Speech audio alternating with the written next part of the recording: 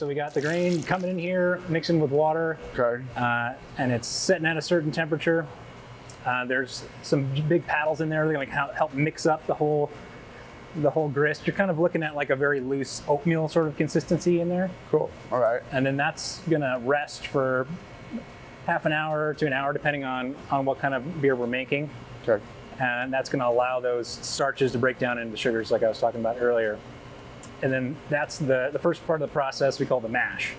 So that oatmeal-like consistency, that's what we call the mash. Okay. Similar to what like grain alcohols, they also have a mash.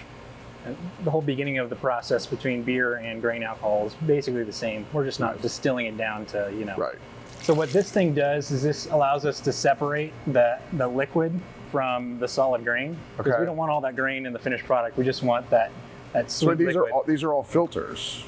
Yes. Wow. Yeah, so this is the control for our brew system. This system is like semi-automated, so I can open and close valves. I can turn on pumps.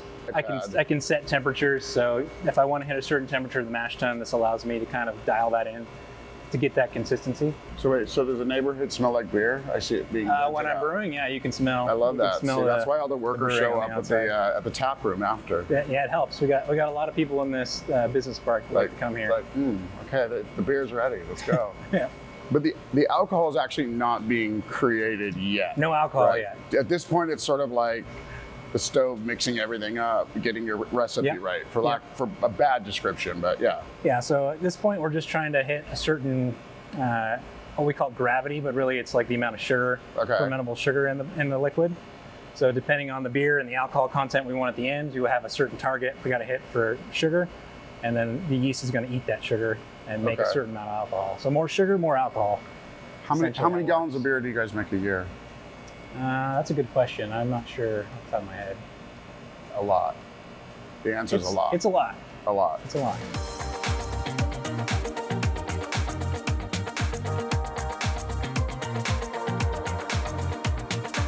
Well, then it's going to sit in here for like 2 to 4 weeks, fermenting, and then a little bit of time for it to kind of condition. That's for like the yeast to kind of fall out, the beer to clear up a little bit. And then depending on what type of beer we're making, if we're making an IPA, we're adding more hops into this thing. All right, so all good tours end in the tap room. That's right. And you're Wes. Wes, yeah, how's it going? I'm being handed out to Wes here. Eric, you made the beer, you made it happen. That's right. It's your thing. I hand it off to Wes, and the tap room is yours. Yeah. First of all, I didn't know that there are tap rooms part of this. I mean, this is awesome. Like in the middle of a business park. I'm a local. Had no idea. Yeah, we're out here. It's a little off the beaten path, but due to the amount of production that we do, you're gonna have to be in an industrial area. So, you have music here. We got live entertainment 5 days a week here at the tap room. We have trivia nights, open mic, stand-up comedy, music. Wait, do you need someone to sing? Oh, no. Sorry.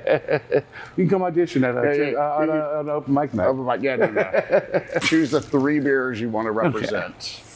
Okay. We may do more, but we're going to start with 3. Okay, here we go. We're going to end on this one. Let's go with the Strawberry Lemonade Shandy. That's my personal favorite for the summertime. It's a great beer to have when you have your feet in the pool. Completely different. Yeah. And then this last one here, CDMX, it's neck and neck with Hazy for our #1 seller. It's a Mexican style lager, so it's a corn-based lager, crisp and refreshing. And so the other 2 were grain. So they're gonna have more grain, and the other one's more barley in this one. This one's gonna feature more corn because it is a Mexican style. I just wanted to say that to show you I was paying attention to what Eric said in there. By the way, he's a pro. Yeah. He's awesome. Okay, here we go. Jay.